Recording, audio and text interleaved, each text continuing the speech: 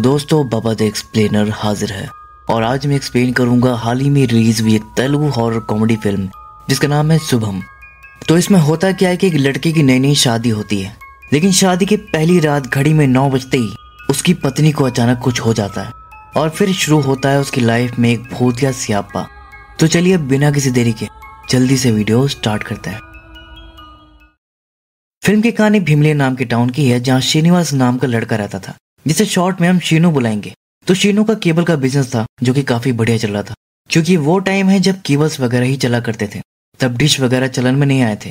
ऊपर से शीनू टाउन में अकेला सर्विस प्रोवाइडर था, इसलिए टाउन के लोग उसी का चैनल देखते थे। खैर शीनू की शादी की एज हो गई थी तो अपने मॉम डैड के साथ लड़की देखने जाता है। ये लोग पहले पहुंच जाते हैं लेकिन लड़की बाद में आती है। इस लड़की का नाम श्रीवल्ली होता है। शीनू की माँ यहाँ पर कहती है कि आप लड़की को रेडी करके ला सकते हैं क्या, लेकिन शीनू मना कर देता कि नहीं, इसकी कोई जरूरत नहीं है, ऐसे ही अच्छी लग रही है। फिर शीनू की माँ पूछती है कि आपकी लड़की कहाँ तक पढ़ी है। तब शिवल्ली खुद से बोलती है कि मैंने MBA किया है और मैं जॉब करती हूँ। तभी शिवल्ली के डैड बोलते हैं कि अब लड़का लड़की को अकेले में बात करने देते हैं। बस फिर क्या था, दोनों जाकर अकेले में बात करने लगते हैं। इसी दौरान शीनू बताता है कि अपने केबल के बिजनेस के लिए उसने 8 लाख का लोन ले रखा है, जिस पर शिवल्ली कहती है कि कोई नहीं, साथ में मिलकर चुका देंगे, और मुस्कुराकर चली जाती है। यानी उसकी तरफ से हाँ थी। और बस यही लाइन शीनू के दिल को छू जाती है। उसे भी शिवल्ली पसंद आ गई थी। बस फिर क्या था, शीनू शादी की तैयारी में लग जाता है। सबसे पहले तो अपने लिए सेपरेट रूम सेट करता है, नया टीवी भी खरीद के लाता है। इसी दौरान वो देखता है कि टाउन में उसका एक कॉम्पिटिटर आ गया था। वो अपना नाम डिश कुमार बता रहा था और अपने DTH सर्विस को इंट्रोड्यूस कर रहा था और इसे केबल से बेहतर बता रहा था कि इसमें आपको चैनल्स की वाइड रेंज मिलेंगी, हर भाषा में शो देखने को मिलेगा वगैरह वगैरह। टाउन के लोगों को ये नई चीज काफी पसंद आ रही थी, लेकिन शीनू को उसे जलन हो रही थी।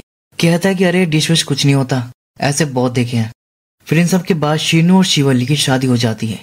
सुहागरात पर दोनों बातें कर रहे होते हैं, लेकिन जैसे ही घड़ी में 9 बजते हैं शिवल्ली को पता नहीं क्या हो जाता है। वो अचानक जाकर टीवी ऑन करती है और एक सीरियल लगाकर नीचे ही बैठकर देखने लगती है। शीनू से बात करने की कोशिश करता है, लेकिन शिवल्ली उसकी सुन ही नहीं रही थी। वो तो सीरियल में ही घुसी पड़ी थी। अब वो प्यार से उसका नाम पुकारता है, लेकिन जब वो नहीं सुनती तो जोर से चिल्लाता है कि शिवल्ली, जिस पर शिवल्ली खतरनाक तरह से पलट कर देखती है और उसे चुप रहने को कहती है। अब शीनू सोचता है कि यार लगता है इसका कुछ ज्यादा ही फेवरेट सीरियल है, छोड़ो डिस्टर्ब नहीं करता हूँ, या उसे भी स्वागत मनाने का मन नहीं है। फिर वो उसे कुछ नहीं कहता और चुपचाप सो जाता है। और शिवल्ली बड़े ध्यान से वो सीरियल देखे जा रही थी। वो अपनी पलकें तक नहीं झपका रही थी, उसकी आंखों से पानी आने लगा था। खैर अगले दिन शीनू सुबह सुबह नाश्ता कर रहा था, तभी शिवल्ली आकर उसे पूछती है कि अरे आप कल जल्दी क्यों सो गए, ज्यादा थक गए थे क्या। तभी टीवी पर उसी सीरियल के बारे में न्यूज आ रही थी, जिसका नाम था जन्मों जन्मों का बंधन। इसमें कपल की कहानी थी, राजा बाबू और सीता महालक्ष्मी। ये दोनों बिछड़ गए थे और एक फैन दोनों को मिलाने के लिए मंदिर में विश मांगकर 101 नारियल फोड़ रही थी। ये देखकर तो शिवल्ली हंस पड़ती है, कहती है कि देखिए जी, एक सीरियल के पीछे लोग कितने पागल हैं। लेकिन शीनू को ये बात बहुत अजीब लगती है, क्योंकि कल रात यही सीरियल को आके फोड़ फोड़ कर देख रही थी। सीरियल के चक्कर में सुहाग रात तक स्पॉइल कर दी और अब खुद ही सीरियल और उनके फैंस का मजाक बना रही है। खैर वो शिवल्ली को ऑफिस छोड़ने जाता है। तभी रास्ते में क्या देखता है कि डिश कुमार ने उसके दुकान के बगल में ही अपनी दुकान खोल ली थी और ऊपर बोर्ड लगा दिया था, जिसमें वो शीनू के केबल सर्विस को बेकार और अपनी डिश को बढ़िया बता रहा था। ये देख शीनू को बहुत खराब लगता है। वो सीधा डिश कुमार से कहता है कि क्या बदतमीजी है, तुम मेरे केबल को बेकार क्यों बता रहे हो, और उसे बोर्ड हटाने के लिए कहता है। जिस पर डिश कुमार अकड़ कर कहता है कि क्यों हटाऊं, मेरी दुकान मेरी मर्जी, मैं जैसा चाहूं बोर्ड लगाऊं, तुम कौन होते हो इसे हटवाने वाले। ये सुनकर शिवल्ली भड़क जाती है कि तू कौन होता है मेरे पति को ऐसा बोलने वाला, चल बोर्ड निकाल अपना, निकाल, और उसे लड़ने लगती है। तब शीनू उसे शांत कराकर वहां से ले जाता है और कहता है कि मैं बात कर रहा था ना, तुम क्यों बीच में चिल्लाने लगी। तो शिवल्ली कहती है कि आपको कोई कुछ बोलेगा तो मैं थोड़ी ना चुप रहूंगी। शीनू कहता कि मैं तो तुम्हें फ्लावर समझा था, लेकिन तुम तो फायर निकली। शिवल्ली कहती कि ऐसा नहीं है, बस कभी कभी ज्यादा गुस्सा आ जाता है, और अपने स्कूल का इंसिडेंट बताती है कि एक बार जब मैं स्टेज पर गाना गा रही थी तो बीच में कोई कुछ बोल दिया, फिर स्टेज से उतरकर उसके बाल पकड़कर मैंने जो उसको धोया। शीनू कहता अरे बाप रे, गाने के लिए इतना गुस्सा, फिर तो तुम गाना अच्छा गाती होगी, सुनाओ ना। शिवल्ली कहती है कि अभी नहीं, रात में सुनाऊंगी। फिर वो बाय करके ऑफिस के लिए जाने लगती है। शीनू भी उसे बाय करता है और कहता है कि तुम्हारे गाना सुनने के लिए मैं रात का वेट करूंगा। फिर इसके बाद रात में शीनू उसे गाना सुनाने के लिए कहता है, लेकिन शिवल्ली कहती है कि मुझे शर्म आ रही है जी, आप आंखें बंद करिए। शीनू कहता है कि स्कूल में तो सबके सामने गा रही थी और अब मेरे सामने गाने में शर्म आ रही है। चलो ठीक है, लो बंद कर ली। और तभी घड़ी में 9 बज जाता है। शिवल्ली को फिर से कुछ हो जाता है और उठकर चली जाती है। फिर वो कहता है कि गाना सुनाओ ना वल्ली। लेकिन तभी गाने के बदले उसी सीरियल का इंट्रो सॉन्ग सुनाई देता है। फिर वो आंखें खोलकर देखता है कि शिवल्ली बैठकर वही सीरियल देख रही थी। तब शीनू टीवी के आगे जाकर खड़ा हो जाता है और कहता है कि वल्ली ये क्या तरीका हुआ, हम वहां अच्छे से बैठकर बात कर रहे थे ना, तो फिर तुम बीच में उठकर ये सीरियल क्यों देखने लगी। लेकिन वल्ली उस पर ध्यान ही नहीं दे रही थी, उसका ध्यान तो सीरियल देखने में था। तो शीनू क्या करता है कि वो जाकर टीवी का प्लग ही निकाल देता है। लेकिन तभी वो देखता है कि वल्ली गुस्से में उसके पीछे खड़ी थी। फिर उसके हाथ से प्लग लेकर वो वापस लगा देती है और फिर अपने स्टाइल में बैठकर सीरियल देखने लगती है। तो शीनू फिर से प्लग निकालने जाता है, लेकिन इससे वल्ली बहुत गुस्से में आ जाती है और एक ही हाथ से पूरा भारी बेड सरका देती है और जोर से चिल्लाती है कि टीवी बंद मत करना। जिससे शीनू तो हैरान रह जाता है कि अरे बाप रे, ये इसने कैसे किया। फिर वो उसे कुछ नहीं कहता। उसे समझ नहीं आ रहा था कि वल्ली इतना अजीब बिहेव क्यों कर रही है, ये सीरियल देखकर इसे क्या हो जाता है। फिर अगले दिन ये सब वो अपने दोस्त शाहजहान और वेंकट को बता देता है। उसकी बातें सुनकर तो शाहजहान चौंक जाता है। वो कहता है कि भाई सेम मेरे साथ भी हो रहा है, मेरी पत्नी भी 9 बजते ही वही सीरियल देखने लगती है। फिर वो मेरी बिल्कुल नहीं सुनती, कुछ बोल दो तो भयंकर गुस्से में आ जाती है। एक बार क्या हो कि मुझे मैच देखना था, मैं रिमोट छुपाकर आराम से मैच देख रहा था। फिर 9 बजे वो रिमोट लेने आई, मैंने नहीं दिया तो मुझ पर ही अटैक कर दिया और मुझे बोरे के नीचे दबा दिया। मेरा तो वहां दम ही घुट गया था। फिर बड़ी मुश्किल से मैं वहां से किसी तरह निकला। वैसे शाहजहान के साथ ये काफी टाइम से चल रहा था, लेकिन शर्म के मारे वो किसी को बता नहीं रहा था कि कहीं उसके दोस्त उसका मजाक ना उड़ाए कि तू अपनी बीवी से मार खाता है। लेकिन जब शीनू बताया कि उसके साथ भी सेम हो रहा है, तब वो अपना मुंह खोला। लेकिन वेंकट के साथ ऐसा कुछ नहीं हो रहा था, क्योंकि 9 बजे वो घर पर रहता ही नहीं था। उसकी नाइट शिफ्ट रहती थी, 7 बजे वो घर से निकल जाता था। इसलिए इन दोनों की बातें सुनकर वो उन्हें धिक्कारने लगता है कि छी, कैसे मर्द हो तुम, अपनी औरतों को काबू में नहीं रख सकते, उनसे डरते हो। शाहजहान कहता कि भाई हमारी जगह तू होता तो तू भी डर जाता। लेकिन वेंकट कहता कि अरे मैं तुम्हारी तरह डरपोक नहीं हूँ, मैं अल्फा मर्द हूँ। अल्फा अपने पार्टनर को दबा के रखते हैं, ना कि उनसे दबकर रहते हैं। घर में मेरी ही चलती है और मेरी बीवी मेरी ही बात मानती है। तब शाहजहान कहता है कि ठीक है, एक काम कर तू, अगर तू इतना ही बड़ा मर्द है तो आज रात 9 बजे तक घर पर ही रुक कर दिखा। वेंकट ईगो वाला बंदा था। वेंकट उसका चैलेंज एक्सेप्ट कर लेता है कि ठीक है, आज मैं तुम लोगों को दिखाऊंगा कि अल्फा मर्द क्या होता है। फिर आज वो घर पर ही रुकता है। वेंकट हाथ में रिमोट लेकर कोई दूसरा शो देख रहा था और तभी घड़ी में 9 बजते हैं। फिर उसकी पत्नी गायत्री को भी कुछ हो जाता है। वो चेयर सरकाते हुए वहां पर आती है। शीनू और शाहजहान बाहर खिड़की से ये सब देख रहे थे। शाहजहान कहता है अरे यार, ये चेयर लेकर क्यों आ रही है, कहीं इससे वेंकट का सर ना फोड़ दे। लेकिन वो उसे कुछ नहीं कहती, चुपचाप टीवी के सामने चेयर लगाती है और वेंकट से रिमोट मांगती है। लेकिन वेंकट रिमोट नहीं देता, उल्टा बैटरी निकालकर फेंक देता है और कहता है कि तुमसे कॉफी लाने को बोला था ना, जाओ कॉफी लेकर आओ। लेकिन गायत्री उसकी नहीं सुनती और वो बस बैटरी मांगे जा रही थी। बाहर उसके बारे में दोनों दोस्त बातें बना रहे थे कि बड़ा अल्फा बन रहा था ना, अब देखो। जिससे वेंकट का ईगो हर्ट हो जाता है और फिर वो गायत्री से अकड़कर बात करता है कि मैं तेरा पति हूँ, तुझे मेरी बात माननी पड़ेगी, नहीं तो तुझे घर से निकाल दूंगा। जिस पर गायत्री एक हाथ से उसकी गर्दन पकड़कर हवा में उठा देती है और उसे टेबल पर देकर मारती है। फिर पुष्पा की तरह कंधा उचकाते हुए उसकी तरफ बढ़ती है और बैटरी मांगती है। अपनी पत्नी का ये रूप देखकर वेंकट भी डर जाता है। अब उसकी सारी अल्फागिरी निकल जाती है। फिर वो तुरंत बैटरी ढूंढने लगता है और गायत्री गुस्से में फ्रिज पकड़कर जोर से हिलाने लगती है कि तभी इतने में गायत्री को सीरियल की आवाज सुनाई देती है। फिर वो खुश होकर सीरियल देखने चली जाती है, जिससे वेंकट की जान बच जाती है। और एक काम था शीनू और शाहजहान का। ये लोग बैटरी ढूंढकर सीरियल लगा दिए थे और फिर वो वेंकट को देखने जाते हैं।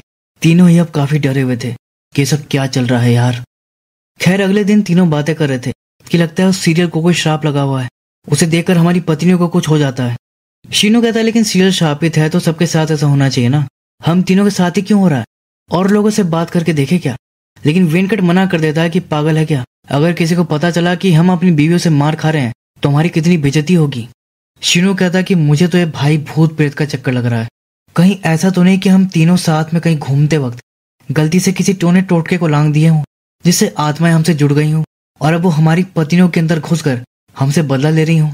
अब शीनू की थ्योरी तो काफी इंटरेस्टिंग थी, लेकिन एक्चुअल में प्रॉब्लम क्या है ये कैसे पता चले। शर्म के मारे बाहर ये किसी को बता भी नहीं सकते थे, इसलिए फिलहाल के लिए तो कुछ नहीं करते। बस इतना करते हैं कि अपनी पत्नियों से संभल कर रहते हैं और जैसा वो कहती हैं वैसे ही करते हैं। इनफैक्ट वेनकट अब अपनी पत्नी की हाँ में हाँ मिलाने लगता है, जबकि पहले वो उसकी एक नहीं सुनता था, बस अपनी मर्जी की करता था। अगली रात शिवली देखती है कि बिजली कड़क रही थी। वो शीनू से कहती है कि ए जी बारिश आने वाली है, पकौड़े खाते खाते मूवी देखेंगे तो मजा आ जाएगा। लेकिन तभी शीनू देख लेता है कि 9 बजने वाले थे। वो शिवली से कहता है कि हाँ ठीक है, मैं केबल ऑफिस जाकर मूवी की कैसेट लेकर आता हूँ, तुम इसी मूड में रहना, और बहाने से निकल जाता है। लेकिन बाहर वो क्या देखता है कि इस टाइम टाउन के सारे मर्द घर के बाहर ही टहल रहे थे। वो भी डरे सहमे परेशान दिखाई दे रहे थे, जिससे शीनू को समझ आता है कि ये सिर्फ इन तीनों के साथ नहीं हो रहा, सबके साथ हो रहा है। बस शर्म के मारे कोई किसी को कुछ बताता नहीं था, ये सोचकर कि सामने वाला उनका मजाक बनाएगा कि कैसा मर्द है तू, अपनी बीवी से मार खाता है। लेकिन अब कैसी शर्म जब सबके साथ ये सीन था। और अब ये तीनों माया नाम के एक तांत्रिक से मदद मांगने जाते हैं। माया उनके बताए बिना ही बता देती है कि रात को 9 बजे ही भूत आता है ना। ये सुनते ही तीनों चौंक जाते हैं कि अरे वाह, आप तो अंतर्यामी हैं। माया का कहना था कि ये भूत अधूरी इच्छाएं लेकर इस दुनिया में भटकते रहते हैं। तुम कौन हो, क्या हो, ये जाने बिना तुम्हें मारकर ऊपर पहुंचा सकते हैं। जिससे तीनों ही डर जाते हैं, कहते कि माया जी हम मरना नहीं चाहते, प्लीज हमें बचा लीजिए। माया कहती कि तुम्हारी समस्या बहुत बड़ी और कॉम्प्लिकेटेड है, मैं इसमें कुछ नहीं कर सकती, जो करना है तुम्हें करना है। वो लोग पूछते हैं कि क्या करना होगा। माया कहती कि कठोर तपस्या करनी पड़ेगी, संकल्प लेना पड़ेगा, कर सकोगे। वो लोग कहते कि जी हम कर लेंगे, आप उपाय बताइए। जिस पर वो उन्हें एक मंत्र देती है और बताती है कि बिना कुछ खाए पिए एक टांग पर धूप में खड़े रहकर इस मंत्र का 10 लाख बार जाप करना होगा। अब इतना खतरनाक उपाय सुनकर तो उनके होश उड़ जाते हैं कि ये हम कैसे करेंगे। फिर वो पूछते हैं कि कम से कम यही बता दीजिए कि ये भूत है कौन और चाहता क्या है। जिस पर माया उन्हें एक लिक्विड सॉल्यूशन देकर बताती है कि जब 9 बजे तुम्हारी पत्नियों पर भूत आए तो उनके बाल काट कर इस सॉल्यूशन में डुबा देना, पता चल जाएगा कि भूत कौन है।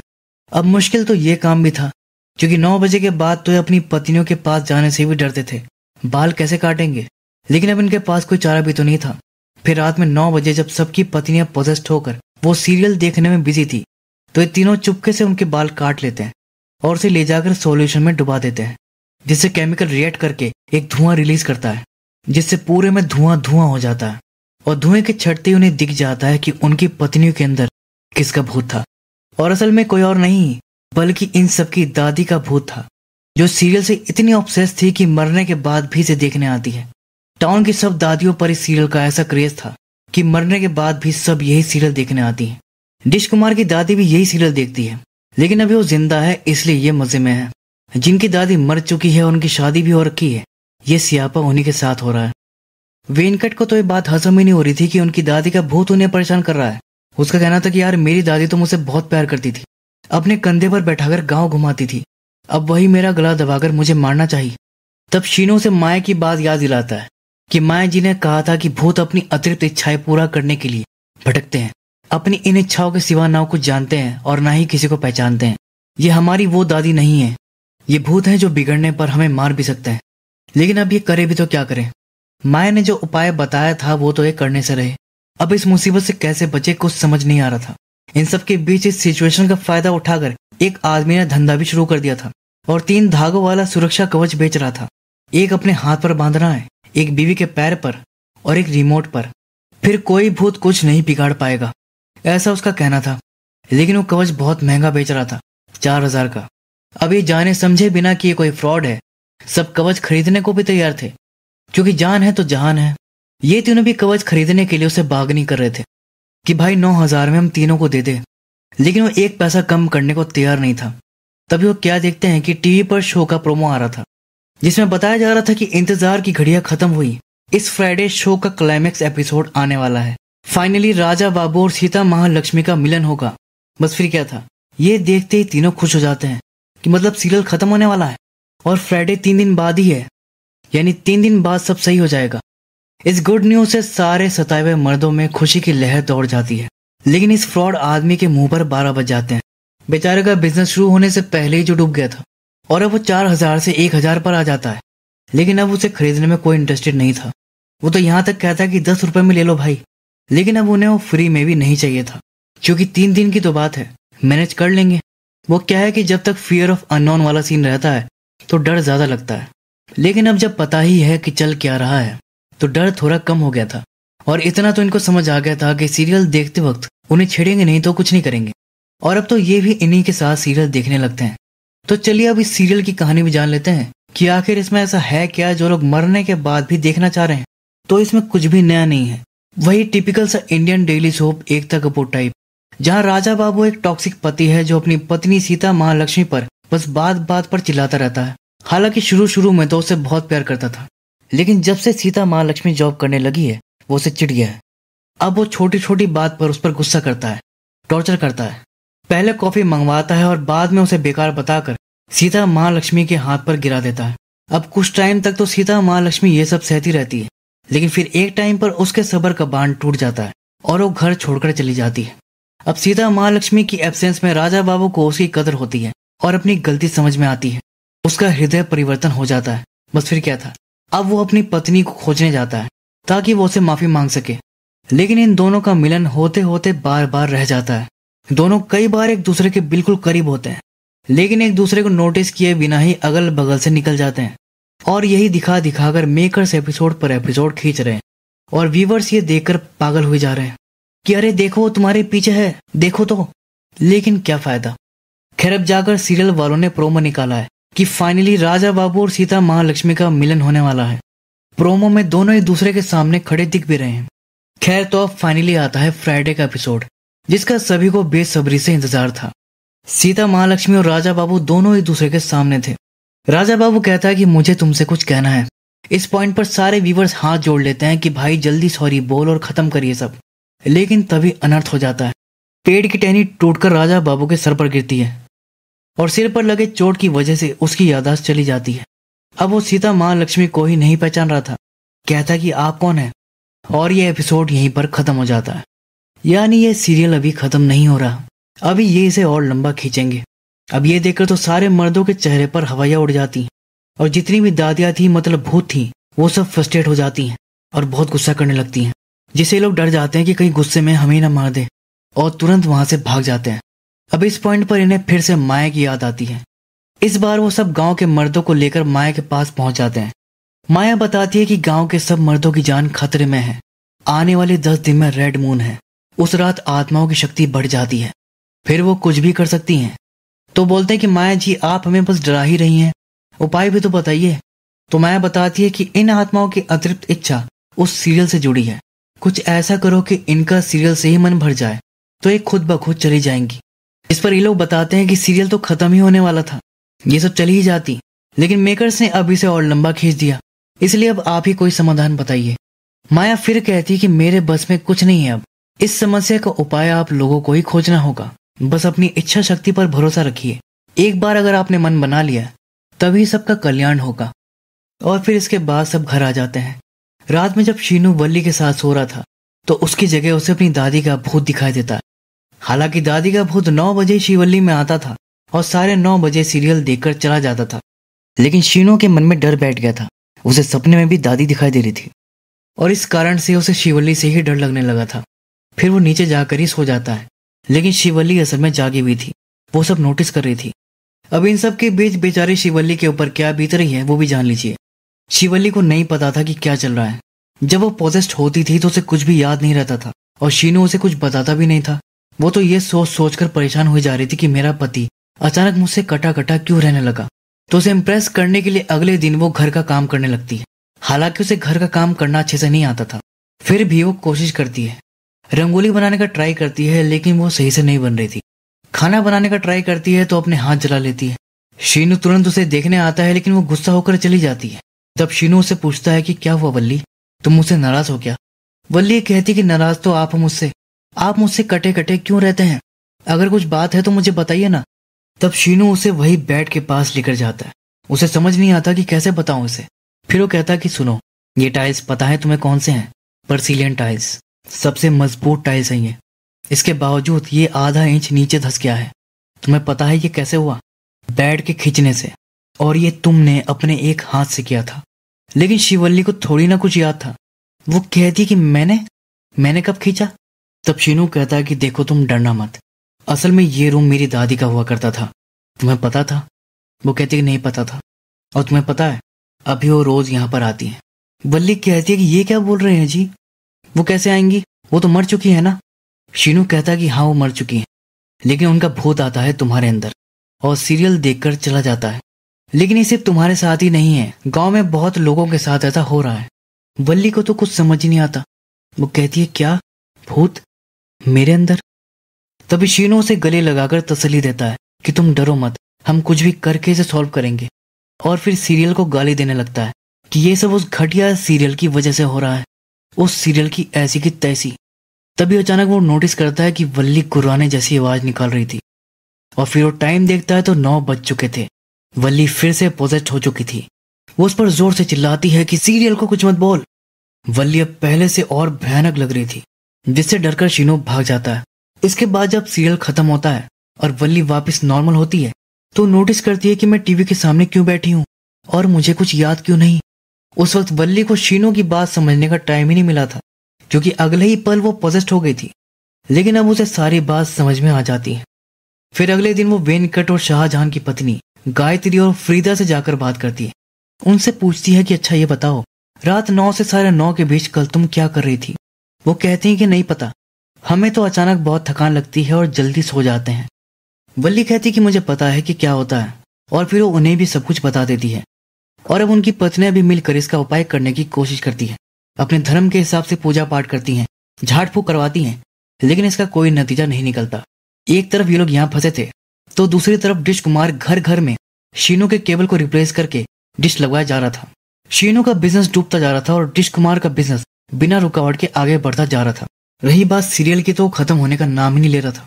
आगे उसमें दिखाते हैं कि पेड़ वाले हादसे के बाद सीता लक्ष्मी राजा बाबू को हॉस्पिटल लेकर जाती है और इस बार जब उसे होश आता है तो सीता लक्ष्मी को पहचान लेता है, लेकिन अब वो उस पर पहले की तरह गुस्सा करने लगता है।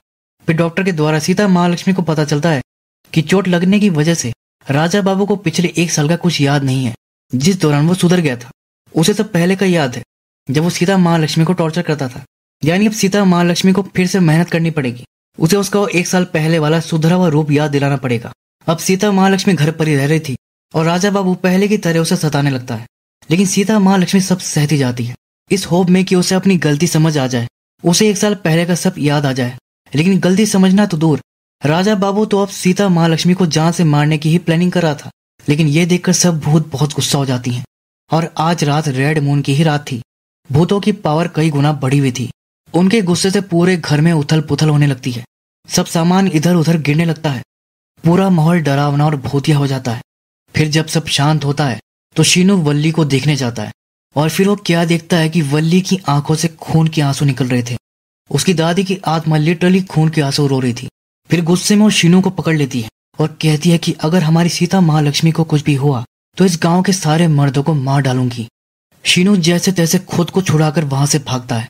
बाकी सब मर्दों के साथ भी सेम सिचुएशन थी। भूत उन्हें भी जान से मारने की धमकी देते हैं, वो भी जैसे तैसे बचकर निकलते हैं। फिर इन सब के बाद जब आत्माएं चली जाती हैं तो सब पत्नियां देखती हैं कि घर का सारा सामान बिखरा हुआ था। इस बारे में वो अपने पतियों से पूछती हैं, लेकिन वो कुछ नहीं बताते और बहाना बनाकर चले जाते हैं। लेकिन ये सब समझ जाती हैं कि हमारे अंदर के भूत ने ही ये सब किया होगा। दूसरी तरफ तीनों शीनू के ऑफिस में बैठकर दारू पी रहे थे। तभी वो देखते हैं कि टीवी पर उसी सीरियल के एक्टर का इंटरव्यू दिखाया जा रहा था और वो अपने फैंस से फोन पर भी बात कर रहा था। एक फैन कह रही थी कि आप बहुत अच्छे एक्टर हैं सर, आपसे बात करके बहुत अच्छा लगा। तो वो एक्टर क्या कहता है कि आप लोग इसी तरह अपना सपोर्ट बनाए रखें तो हम 1000 एपिसोड और निकालेंगे। ये सुनते ही वेनकट अपना आपा खो देता है कि साले को छोड़ूंगा नहीं, और बॉटल लेकर टीवी फोड़ने जाता है। लेकिन वो दोनों उसको पकड़ लेते हैं कि भाई गुस्सा मत कर, शांत हो जा। और तभी टीवी में वो क्या सुनते हैं कि अगला कॉल शिवल्ली का था। शिवल्ली उस एक्टर से कह रही थी कि पहले तो आप सीरियल में सीता महालक्ष्मी से बहुत प्यार करते थे, लेकिन फिर बाद में उसे मारना, टॉर्चर करना, गाली गलौज करना, ये सब क्या दिखा रहे हैं। तो एक्टर क्या बोलता है कि जब से राजा बाबू ने सीता महालक्ष्मी को टॉर्चर करना शुरू किया है तभी से तो हमारी टीआरपी बढ़ी है, ऑडियंस को यही देखना पसंद है इसलिए दिखा रहे हैं। जिस पर वो लोग बोलती हैं कि आप इसे थोड़ा सा बदल के प्यार व्यार भी तो दिखा सकते हैं, वो सब भी लोगों को पसंद आएगा। जिस पर वो एक्टर बोलता है कि देखिए आजकल प्यार किसी को पसंद नहीं आता, रियल लाइफ में भी लड़कियां राजा बाबू जैसा टॉक्सिक और डोमिनेंट लड़के ही पसंद करती हैं। लेकिन ये सुनकर शिवल्ली भड़क जाती है और कहती है कि बकवास बंद करो अपनी, और तुम्हें यह किसने सिखाया कि लड़कियों को डोमिनेट करके रखना चाहिए, उसे मेरे सामने लेकर आओ फिर बताती हूँ मैं। बेचारी इतनी अच्छी लड़की को ऐसे टॉर्चर करना कहाँ से सही है। इतने में वो एक्टर भी भड़क जाता है, कहता है कि हाँ करूंगा टॉर्चर। इतना ही नहीं, अगले एपिसोड में मैं उसे कैसे मारता हूँ ये देखना तुम। फरीदा कहती है कि सीता महालक्ष्मी को कुछ किया तो हम तुझे छोड़ेंगे नहीं। एक्टर कहता है कि क्या कर लोगी, हमारी कहानी हमारी मर्जी। गायत्री कहती है कि भाड़ में गई तुम्हारी कहानी। जिस पर एक्टर कहता है कि हमारी कहानी नहीं पसंद तो जाकर कोई दूसरा सीरियल देखो ना, और फोन काट देता है। लेकिन इस दूसरे सीरियल की बात सुनकर शीनू के दिमाग में एक आइडिया आता है। फिर वो दोनों को पूरा प्लान समझाता है कि देखो भाई लोग, हमें भूतों को वो दिखाना है जो वो देखना चाहते हैं, यानी हैप्पी एंडिंग। लेकिन सीरियल वाले नहीं दिखा रहे, तो क्यों ना हम अपना खुद का एक दूसरा नकली सीरियल बनाकर ये दिखा दें। जिस पर वो दोनों कहते हैं कि मतलब तो तू भूतों को बेवकूफ बनाने की सोच रहा है, उन्होंने पकड़ लिया तो हमें जान से मार देंगे। शीनू कहता कि अरे ऐसा कुछ नहीं होगा, तुम बस मुझ पर भरोसा रखो। अब इसके बाद वो क्या करते हैं कि कुछ सस्ते एक्टर्स और फिल्म मेकर्स को बुलाते हैं। एक्टर्स को सीरियल जैसा ही लुक देते हैं और एपिसोड शूट करवाने के बाद शीनू अपने केबल के थ्रू असली सीरियल की जगह अपना नकली सीरियल टेलीकास्ट करवा देता है। आज के एपिसोड में राजा बाबू सीता महालक्ष्मी को मारने के लिए गैस ऑन करके छोड़ दिया था, ताकि जब सीता महालक्ष्मी किचन में काम करने आए तो गैस जलाते ही जलकर मारी जाए। ऐसा पहले ही प्रोमो में दिखा दिया था। अब ये लोग भी अपने सीरियल में पहले यही दिखाते हैं, लेकिन बाद में इसे बदल देते हैं। इनकी नकली सीता महालक्ष्मी किचन में गैस जलाने तो आती है, लेकिन गैस जलती ही नहीं, क्योंकि इनकी स्क्रिप्ट के हिसाब से गैस आज सुबह ही खत्म हो चुकी थी। तो इस तरह राजा बाबू का प्लान फेल हो जाता है और सीता महालक्ष्मी बच जाती है। ये देखकर सब भूत लोग खुश हो जाती हैं कि हमारी सीता महालक्ष्मी बच गई, उसे कुछ नहीं हुआ। इसी के साथ ये लोग भी बच जाते हैं। सिर्फ इतना ही नहीं, बाकी लोगों को जब पता चलता है कि अपने केबल पर नकली शो दिखाकर ये सिचुएशन संभाल लिए हैं, तो इनका केबल हटाकर जो लोग डिश कुमार का डिश लगवा लिए थे, वो लोग अब डिश हटाकर वापस शीनू का केबल लगवाने लगते हैं। यानी कि एक तीर से दो शिकार। भूतों की समस्या के समाधान के साथ बिजनेस में भी कमबैक हो रहा था और डिश कुमार का डाउनफॉल शुरू हो गया था। एक एक करके उसके सारे डिश लोगों के घरों से उतर कर उसके पास पहुंच जाते हैं और उसका धंधा चौपट हो जाता है। खैर दूसरी तरफ ये लोग आगे की प्लानिंग में लगे थे कि सीरियल को कैसे खत्म करना है। वेंकट का कहना था कि राजा बाबू को सीता महालक्ष्मी का जॉब पर जाना पसंद नहीं है ना, तो एक काम करते हैं, सीता महालक्ष्मी को जॉब पर ही नहीं भेजेंगे। लेकिन शीनू को ये आइडिया सही नहीं लगता। उसका कहना था कि लेकिन सीता महालक्ष्मी को तो जॉब पर जाना अच्छा लगता है। वेंकट कहता है कि लेकिन भाई अगर जॉब पर नहीं जाने से घर बच रहा है तो इसमें बुराई ही क्या है। अगर वो हाउसवाइफ रहकर घर का काम करेगी तो क्या उसकी इज्जत घट जाएगी? क्या उसकी इज्जत नहीं होगी? हम सबकी माँ भी तो हाउसवाइफ है ना, तो क्या हम उनकी इज्जत नहीं करते हैं ना? वो लोग कहते कि हाँ भाई करते हैं, इसमें कोई दो राय नहीं। वेंकट कहता है तो बस बात खत्म। अब ये तय रहा।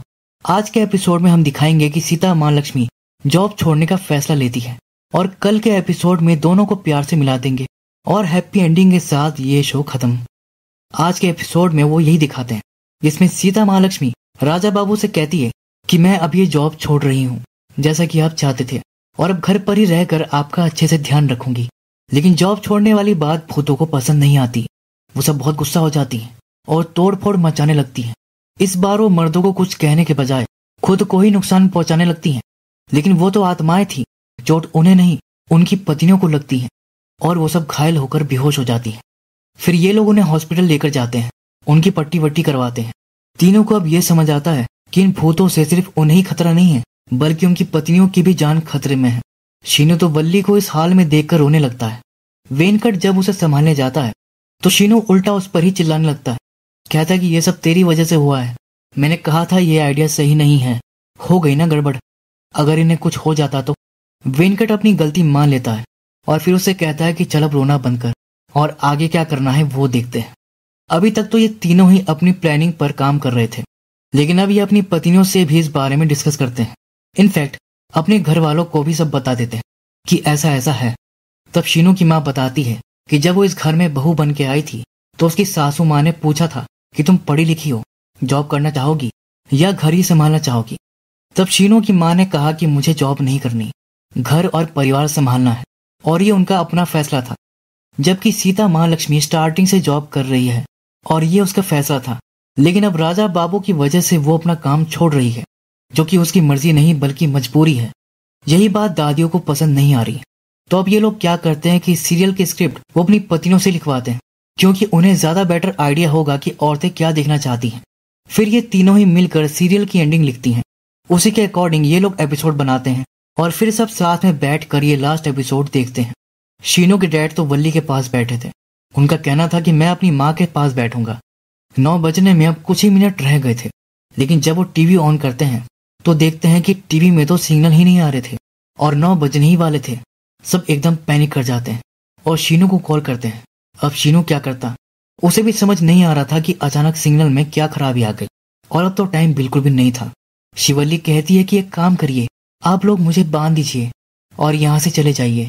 बाकी सब भी अपने अपने पतियों को उन्हें घर में बंद करके भागने को कहती है और वो सब यही करते हैं।